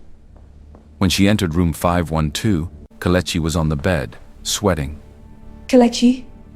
Ginika. He opened his eyes weakly. She ran to him. What happened to you? Don't know. She touched his forehead. You are burning. She called David at once. Come to Blue Pearl Hotel. Something is wrong with him. I am coming. Do not leave him. Ginika also called a doctor David recommended. The doctor arrived quietly, checked Kelechi, and gave him treatment. He was drugged, but he is coming back to himself. Keep him calm. By midnight, Kelechi was clearer. David had stepped out to handle security footage. Ginika sat beside the bed. Kelechi looked at her. You stayed. Of course I stayed. I am tired. I know. Tired of pretending I do not care. Ginika's eyes softened. Kelechi, I care about you. She looked down. I care about you too. But But we are still married to other people. not for long. She looked at him. He held her hand gently. I am clear now, Ginika. I know what I am saying. She searched his face. There was no confusion in his eyes anymore, only feeling. I do not want to be a mistake. She whispered. You are not. He touched her face. She did not move away. Their kiss was slow at first, then full of all the things they had been holding back. That night, they chose each other, even while their lives were still complicated. Morning came with guilt. Ginika woke first. For a few seconds, she forgot everything. Then she remembered. She sat up quickly. Kelechi opened his eyes. Ginika, What have we done? She held the bedsheet to her chest, ashamed and confused. Kelechi sat up slowly. we chose it. I am married. So am I. It may be fake, but it is still marriage. He lowered his head. I know. Ginika stood and dressed quietly. I need to go. Let me take you. No, please. He did not stop her. After she left, Anita entered the room through the side door, where she had been waiting for her chance. Kelechi was in the bathroom. His private phone was on the table. It rang. The screen showed Grace. Anita answered. Ginika's voice came through. Calvin? Your husband was in my bed. Ginika froze. What? He is busy now. Anita ended the call. Ginika stood outside the hotel, shaking. If her husband was in bed with another woman, then he could not be Kelechi, because she had been with Kelechi. Her heart ached in two different places. That evening, Ginika called Kelvin again. Kelechi answered from his car, not knowing she was the same woman he had held the night before. Grace? Ginika closed her eyes. I need to tell you something. What is it? Kelechi's grip tightened on the phone. I was with someone last night. Silence. Then Kelechi said. I was also with someone. Ginika felt a foolish pain in her chest. Oh, Our marriage is a contract. Kelechi said quietly. We agreed not to interfere in each other's lives. Yes, Ginika said, though her voice was not steady. that is true. Do you care? She forced herself to answer. No. Do you? No. Both of them lied. Ginika wiped her eyes. Then we should divorce soon. Yes, Kelechi said. 7 days. 7 days. She repeated. The call ended. Ginika sat on her bed and stared at the wall. Her heart was tired. The next morning, Ginika did not go to work. Her body felt weak and her mind was worse. Grandma Mercy touched her forehead. You are not going anywhere today. I am fine. You are lying with confidence. Grandma. Rest. At Okafor Group, Kelechi noticed her empty desk before he noticed anything else. Where is Ginika? He asked David. She called in sick. Kelechi stood. David looked at him. Sir? Send me her address. David tried not to smile. You already have it. Kelechi took his car keys. At Ginika's house, Grandma Mercy opened the door. The moment she saw him, her face brightened. Ah, big boss. Kelechi bowed slightly. Good afternoon, Ma. Afternoon, my dear. I heard Ginika is not feeling well. She's inside resting. Come in. Maybe you are the medicine she needs. Kelechi entered the small sitting room. Ginika was lying on the chair with a wrapper over her legs. When she saw him, she sat up too fast. What are you doing here? Grandma Mercy clapped her hands once. Is that how to greet your boss? Grandma, please. Kelechi looked at her face. You look weak. I am fine. You are not. Grandma Mercy smiled. You see, he cares. This is the kind of man a woman should marry. Ginika's eyes widened. Grandma! Kelechi looked away, but his ears turned slightly red. Grandma Mercy continued. Not that your one-year husband that has refused to show face. Grandma, stop. Why should I stop? Marriage is not prison. If it is not bringing peace, divorce is good. Kelechi said quietly. I am also planning a divorce. Grandma Mercy turned to him quickly. Good. And both of you should be free at the same time. Ginika covered her face. This woman will not kill me. Grandma Mercy laughed and stood. Let me go and check my soup.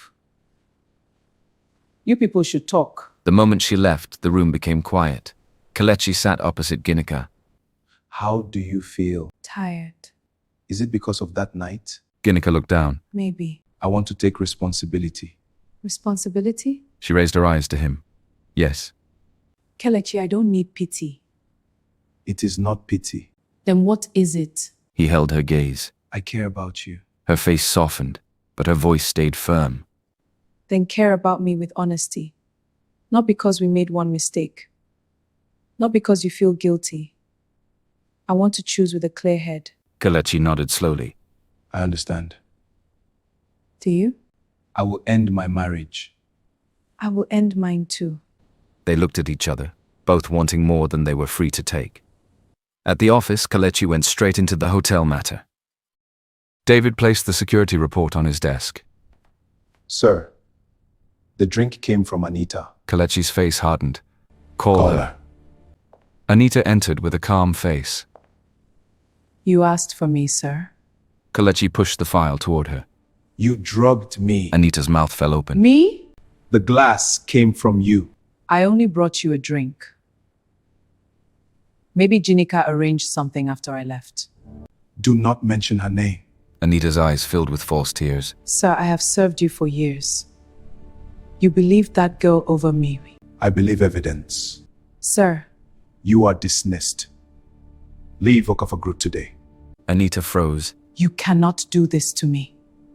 I already did. She looked at David, then back at Kelechi. You will regret choosing her. Kelechi's voice was cold. Leave before I call security.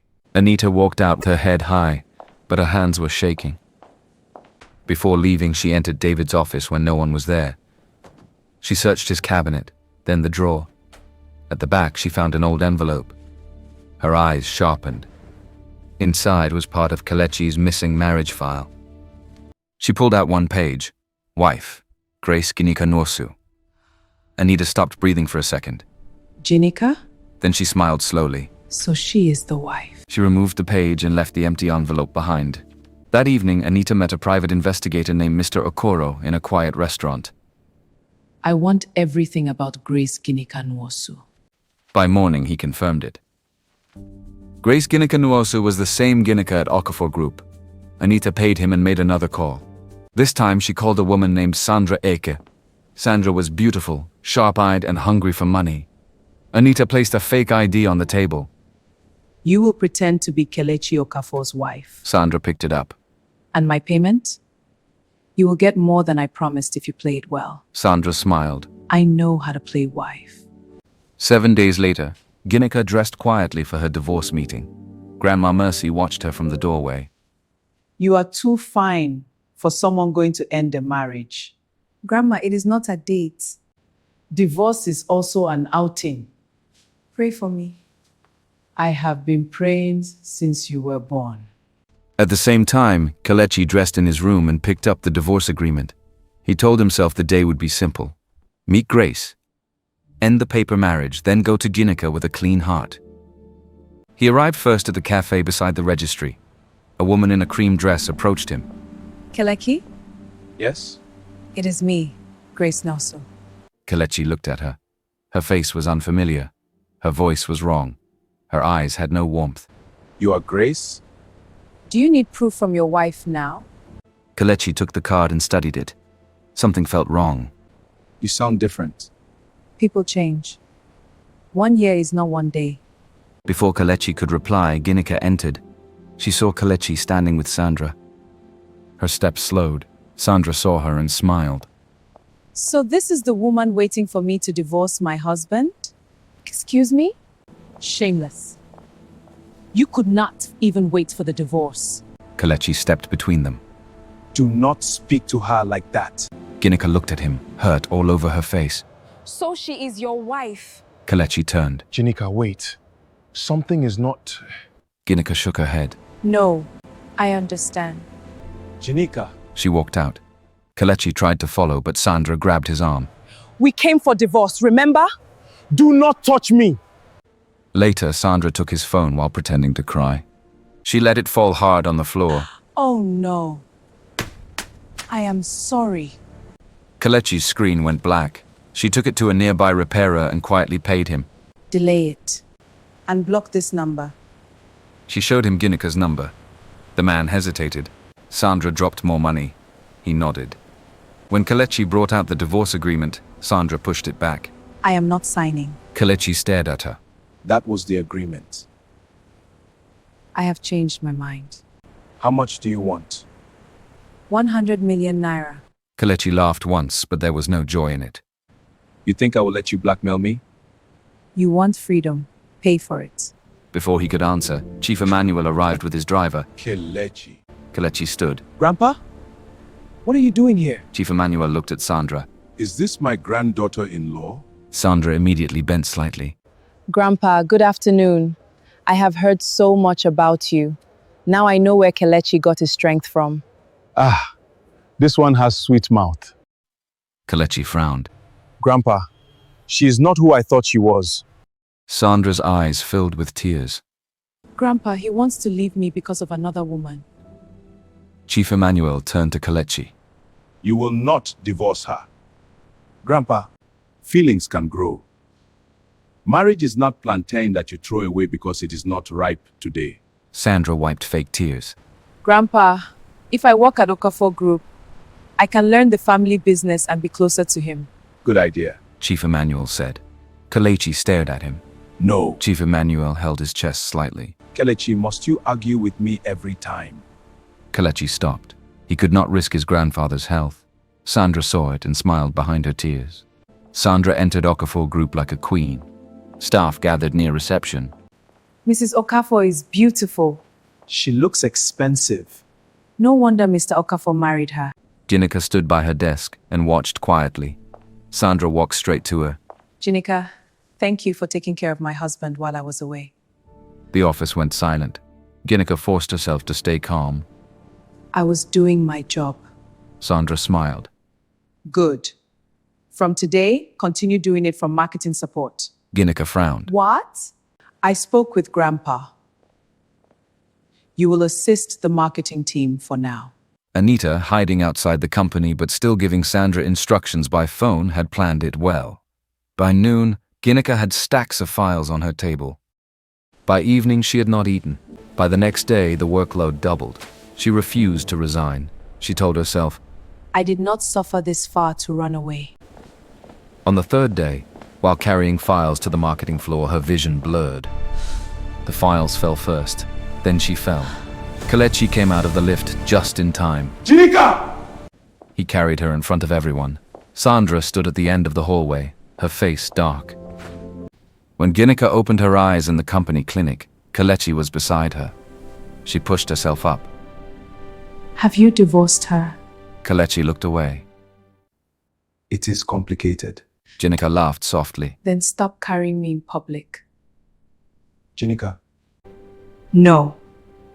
People are calling me a mistress because of you. If you cannot free yourself, stop acting like you own me. The words hit him. He stood and called David.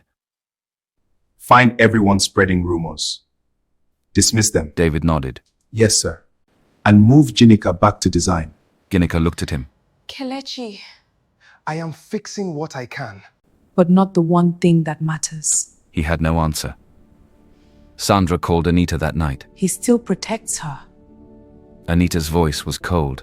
Then we make him afraid to protect her. What do you mean? Ginika has been feeling sick. Ginika has been feeling sick. She will go for a checkup soon. I will handle it. 2 days later, Ginika left for the hospital alone. She had not told Kelechi. She was tired of needing him. A black car stopped beside her. 3 men stepped out. Fine girl, where are you going? please, I do not know you. Ginika stepped back.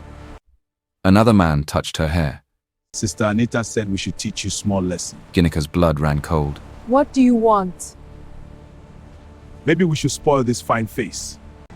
Ginika tried to run, but one grabbed her bag. A car screeched nearby. Kelechi rushed out. Leave her! The men looked at him and hesitated. Kelechi hit the first man hard. The second tried to fight, but Kelechi knocked him down. The third grabbed Ginika's phone and ran with the others. Kelechi held Ginika's shoulders. Are you hurt? She was shaking. They took my phone. I will buy you a new one. That is not the point. I will pick you up and drop you off until this ends. She pulled away. You cannot behave like my husband when you already have a wife. His face tightened. I will fix it, You keep saying that. and I mean it. That evening, Kelechi faced Sandra in his office. What number did I use to call you this past year? Sandra paused. Your number. Say it. She smiled. The one ending with 8842. That is my work line. You have many numbers. How can I remember all? Kelechi picked up David's phone and dialed the original private number from memory. It rang. Ginika answered on Grandma Mercy's old phone because her line had been restored temporarily. Hello? Kelechi froze. Grace? Ginika frowned. Kelvin? The sound broke again. Tomorrow. Registry. Yes. Purple flower pin. So there will be no mistake. Yes, Ginika said, but the line cut. Outside the door, Sandra had heard enough. She called Anita. They will meet tomorrow with purple flowers. Anita replied. Then you wear one and get there first. At the same time, David visited Grandma Mercy. Ma, I need the number Ginika uses to contact her husband. Grandma Mercy eyed him. Why? I am trying to help her. She called out the number. David wrote it down. His hand stopped halfway. This was Kelechi's private number. David stared at the paper. No. He whispered. What is no? Nothing, Ma. He needed to confirm before speaking, but before he could, everything moved too fast. The next morning, Ginika pinned a small purple flower to her dress. Grandma Mercy watched her closely. You look like you are going on a date. Ginika smiled sadly. It is a divorce. Good. Divorce that invisible husband and come back free. Ginika laughed softly. I will buy food on my way back. Buy goat meat, not the one that looks like rubber. Ginika left. An hour later, Grandma Mercy called her. Ginika, buy pepper too. There was no answer. Then a rough sound came through the phone. Ginika? A struggle. Then silence. Grandma Mercy's heart dropped. She rushed to Okafor Group. At that moment, Kelechi was with Sandra, who wore a purple flower and smiled like she had won. David ran in. Sir, Ginika is missing. Kelechi stood at once. Her bad husband has harmed her. I had struggled on the phone. Kelechi's face went pale. What number does she use for him? Grandma Mercy called it out. Kelechi knew the number. It sounded like his own private line. But before he could think, his phone rang. Ginika's number. He answered. A woman laughed softly. If you want her alive, come alone. Who are you? Someone who wants what Ginika stole. What do you want? You. Abandoned warehouse. West Road. The call ended. David whispered.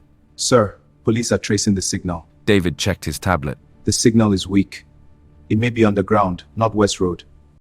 I am going. It may be a trap. Kelechi looked at him. Ginika is there. Ginika woke in a dark basement. Her hands were tied. Anita stood in front of her. Ginika's lips parted. Anita, Anita smiled. You still know my name. why are you doing this? Because you stole everything. I stole nothing from you. You stole my job. My future. Kelechi. Kelechi was never yours. Anita slapped her. You think he is yours? Ginika looked at her with tears in her eyes, but no fear in her voice. I think he is free to choose. Anita picked up a heavy metal rod. Then let us see what he chooses. The door burst open. Anita! She turned, smiling. You came. Let her go. Never. Kelechi moved toward Ginika. Anita raised the rod and swung toward Ginika's stomach. Kelechi jumped forward and blocked part of it with his arm, but the rod still struck Ginika hard. Ginika screamed. Police sirens sounded above. Anita stepped back, breathing hard. This is not over. A hidden door opened behind her. 2 men pulled her through before the police entered. Kelechi fell beside Ginika. Ginika, look at me. Her face was pale. Kelechi. Then her eyes closed. At the hospital, Kelechi stood outside the emergency room, his shirt stained with blood. David stood beside him, silent. The doctor came out at last. Kelechi moved forward. How is she? The doctor's face was heavy. She's alive. Kelechi almost fell with relief. Then the doctor continued. But there was a serious injury to her abdomen. Kelechi's voice shook. What does that mean? The doctor looked at him. She was pregnant. Kelechi froze. The doctor spoke gently. I am sorry. She lost the baby. Kelechi did not move. For a moment, he could not hear anything else. The hospital hallway became quiet in a way that frightened him. David stood beside him. Sir, Kelechi lifted one hand, but it was weak. how long? He asked the doctor. She was almost 2 months pregnant. Kelechi closed his eyes. 2 months. The hotel. That night. The night both of them had called a mistake because their lives were still tangled. His hand shook. I did not know. He whispered. The doctor looked at him with tired eyes. You should have known. A woman does not go through this kind of thing alone. Kelechi swallowed hard. Will she be okay? She needs rest. Her body is weak. Her mind will be weaker when she hears. Please, Kelechi said quickly. do not tell her yet. The doctor frowned. She has the right to know. I know. I will tell her. Just not now. She just survived the kidnapping. Let her wait first. The doctor studied him for a moment. I will give you a little time. But do not hide it for long. Kelechi nodded. When the doctor left, David said quietly. Sir, I am sorry. Kelechi sat on the bench like his legs could no longer carry him. I failed her. No, sir. I failed her. Anita was close. Sandra was close. I kept trying to control everything. And still, his voice broke. David looked away. He had worked with Kelechi for years. He had seen him angry, cold, proud, and silent. He had never seen him this helpless. Ginika woke later that evening. The room was dim. A drip stood beside her bed. Her body felt heavy and sore. Kelechi was sitting near her. His eyes were red. She blinked slowly. Why do you look like you have been crying? Kelechi leaned forward. You are awake. That is not what I asked. You scared me. He tried to smile, but it failed. Ginika touched her stomach and winced. What happened? You were injured. The doctor said you need to rest. She watched his face. Kelechi, Yes? you are hiding something. No. You are a very bad liar. You ate something bad before the attack. He held her hand gently. Your body is weak. That is all. She looked at him for a long time. She did not believe him, but she was too tired to fight. Where is Anita? We are looking for her. You must find her. I will. Kelechi stood and stepped outside. David was waiting. Announce a reward. Kelechi said. How much? 30 million naira. Sir, David looked up. anyone with useful information about Anita gets paid. Police, private security, everyone. She harmed my wife and my child. David's face changed. For a moment, both men were silent. Then David nodded. I will handle it. The next afternoon, Kelechi went to speak with the police. Ginika was sleeping when the door opened. Sandra entered, carrying a small nylon bag of fruit. She looked around the room with fake pity. So this is where they kept you. Ginika turned her head slowly. What are you doing here? Sandra dropped the bag on the chair. I came to greet the patient. See the fruit I brought. It was cheap, but you should manage it.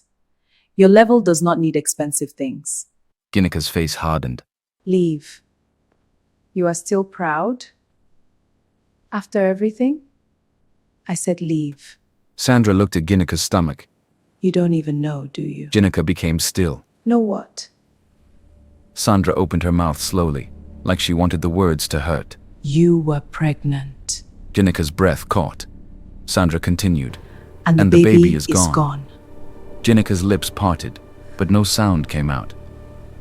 Sandra bent a little. Kelechi knew. He told the doctor not to tell you. Maybe he did not want a child with my mistress. Tears filled Ginika's eyes. No. Sandra smiled. Ask him yourself. She turned and walked out. Ginika tried to sit up, but pain shot through her body. She held her stomach. A broken sound came from her throat. No! Kelechi returned and found her crying. He rushed to the bed. Ginika, She pushed his hand away. You knew. His face changed. You knew I was pregnant. Kelechi froze. She looked at him with pain in her eyes. You knew our child was gone. And you lied to me. Ginika. Did you ask them to remove it? What? Sandra said you did not want a child with a mistress. Sandra came here. Answer me. No. His voice shook. No, Ginika. I would never do that. Then what happened? The rod hit your stomach. The injury caused it. The doctor said you were almost 2 months pregnant. Ginika covered her mouth. Her whole body trembled. I did not know. Oh, she whispered. I did not know either. My baby. Kelechi's eyes filled again. Our baby. She broke down. He held her, and this time she did not push him away. I hid it because I was scared. You had just woken up.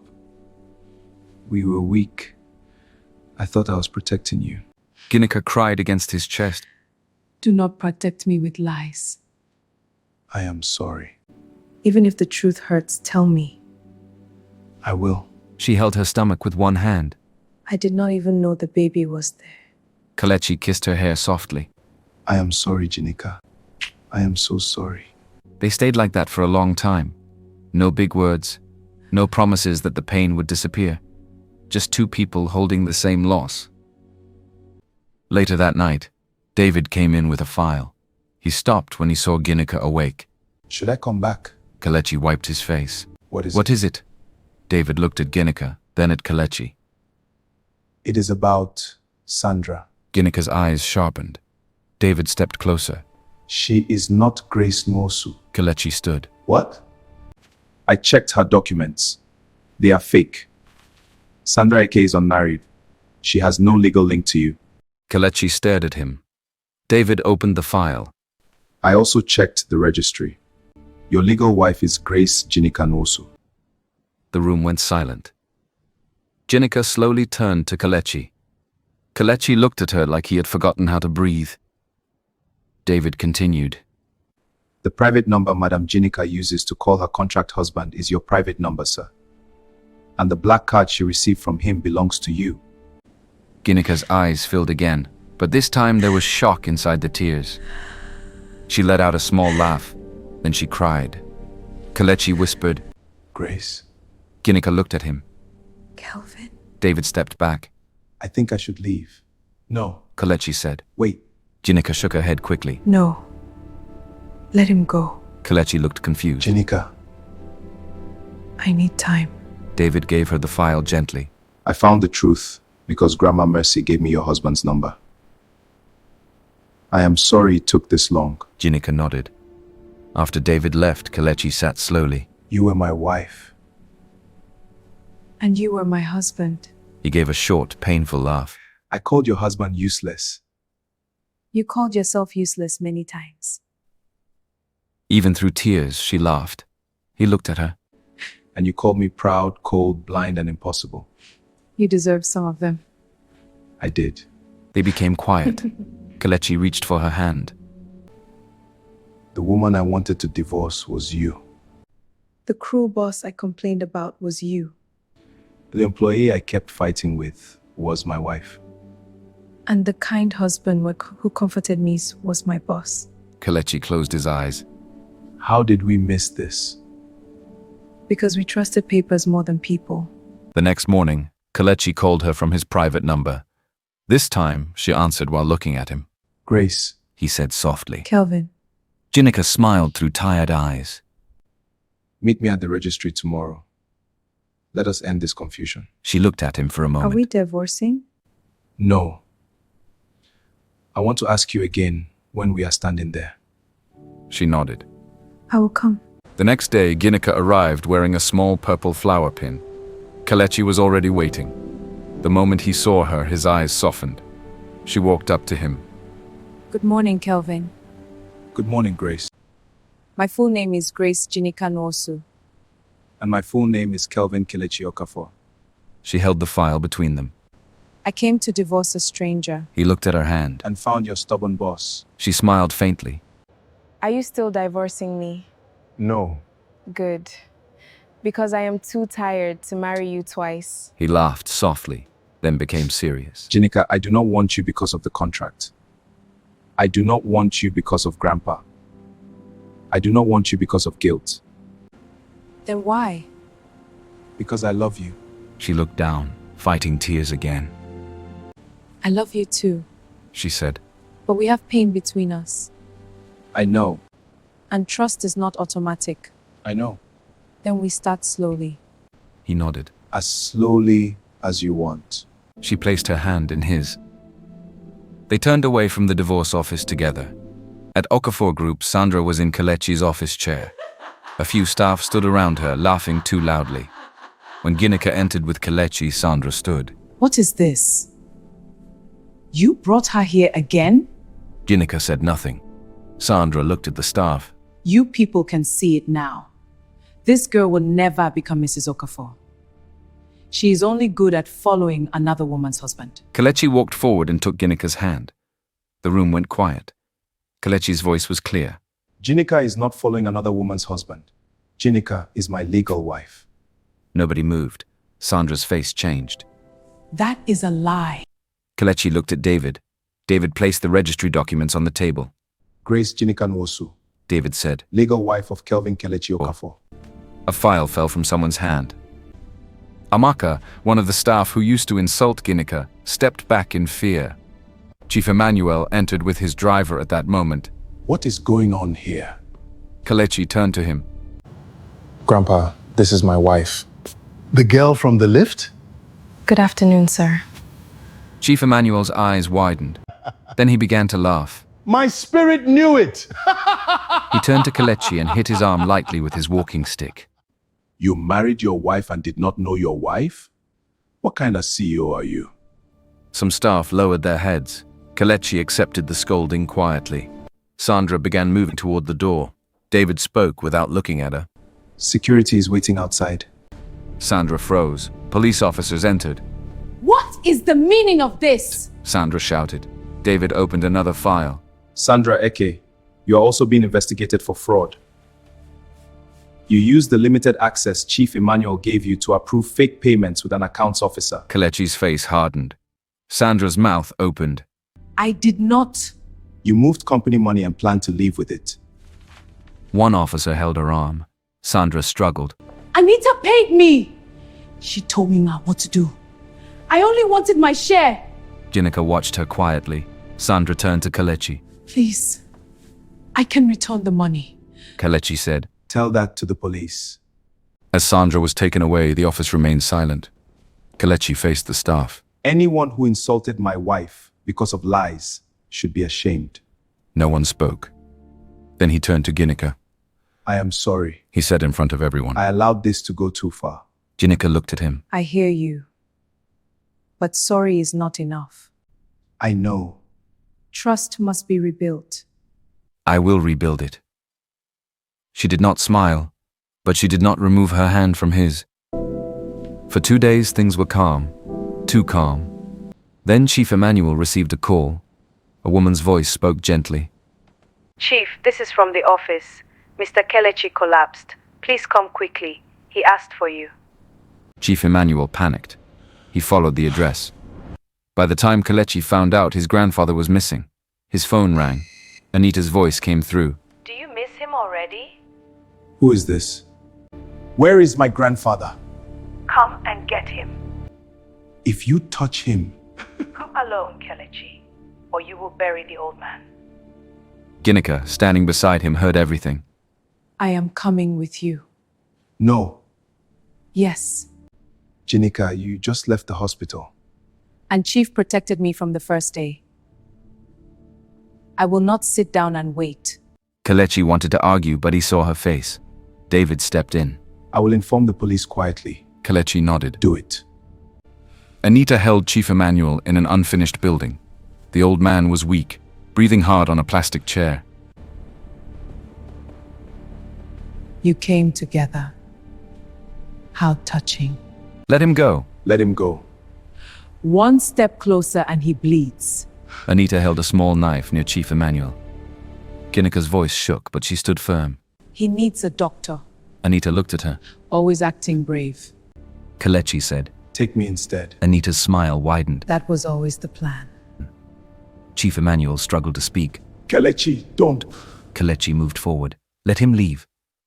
Anita stepped back and pointed at Ginika. You, take the old man. Ginika rushed to Chief Emmanuel and helped him up. She whispered. Grandpa, lean on me. My daughter. Chief Emmanuel's eyes filled. Kelechi watched them move toward the door. Ginika looked back at him. I will come back. He nodded once. Go. The moment Ginika and Chief Emmanuel left, Anita dropped the smile. Say my name. Kelechi frowned. Anita. Her face twisted. Wrong. He watched her carefully. My name is Ada. Kelechi became still. Anita laughed softly. You don't remember. Kelechi searched his memory. Ada, a hungry young girl, years ago, near an old bar, men laughing at her. He had chased them away, bought her food, told her his name, and pointed her toward a police station. You. He whispered. You remember now. Her eyes shone. That was years ago. To you it was one day. To me was my whole life. Ada. Do not sound sorry for me. She moved closer. The real Anita Nwafo is not even in this country. I took her name. I became educated, polished. I entered your company. I stood near you every day. Kelechi's voice was low. You needed help. I needed you. You hurt people. They took you from me. No one took me. I was never yours. Ada's eyes filled with tears. If you cannot be mine alive, then we will die together. She kicked over a container of fuel. The sharp smell filled the air. Kelechi looked toward the window. Police sirens sounded in the distance. Ada lit a match. Kelechi! Ginika's voice came from outside. Ada turned. That second was enough. Kelechi rushed forward, knocked the match away and grabbed her wrist. She fought wildly. A flame still caught one corner of the room. Smoke rose fast. Ada pulled him toward the open edge of the unfinished floor. If I fall, you fall. Police burst in. Kelechi pushed her away from the edge, but his foot slipped on loose sand. He fell hard against a beam and hit his head. The officers caught Ada before she could run. She screamed his name until they dragged her away. Ginika rushed in through the smoke. Kelechi! He heard her voice once before everything went dark. When Kelechi woke, he was in the hospital again. His head hurt. Ginika sat beside him, eyes swollen from crying. He tried to smile. You look angry. She slapped his arm lightly. You are lucky you're already injured. He winced. That hurt. Good. He looked around. Grandpa? In the next room. He is weak but safe. Kelechi closed his eyes in relief. Ginika leaned closer. You had no right to risk your life like that. I had to save him. Saving people does not mean throwing yourself away. He opened his eyes. Her voice broke. I have everything we lost. You still wanted me to lose you too? Kelechi reached for her hand. I am sorry. You keep saying sorry. I will keep saying it until I learn better. She wiped her eyes with her free hand. Ada? Arrested. David said from the door. She has been taken to a secure psychiatric hospital. The police confirmed the real Anita Nwafo lives abroad. Ada stole her identity. Kelechi was silent. David added, She escaped from a bad psychiatric center years ago. They are investigating that place too. Ginika looked at Kelechi. One kind act became something else in her mind. I should have remembered her. Remembering her would not have made her choices your fault. Grandma Mercy arrived that evening with a flask of soup. She entered with her usual serious face. Where is the patient? Kelechi tried to sit up. Good evening, Ma. Lie down. Nobody asked you to form strong man. Ginika smiled for the first time in days. Grandma Mercy poured soup into a bowl. This one is better than hospital food. It will wake your brain. Chief Emmanuel was brought in on a wheelchair from the next room. He saw the flask and smiled. Madam Mercy, did you bring for me too? Grandma Mercy looked at him. Old man, you are the reason everybody is in hospital. I have been attacked again. Ginika laughed softly. Grandma Mercy turned to Kelechi.